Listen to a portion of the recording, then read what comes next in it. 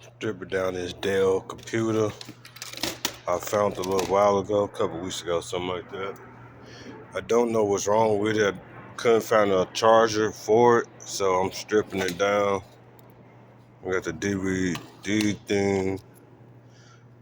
DD, what is this? Don't know. Anyway, memory drive. I probably can see what's on here. It's 80 gigabyte. And the battery. I'm keeping the battery just in case. The battery's good. Cause I got another Dell monitor I found. Another Dell computer I found a while ago. Hey, is this gold?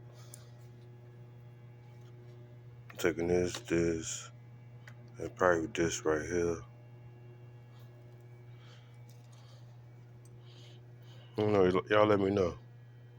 Is this gold or copper? Alright.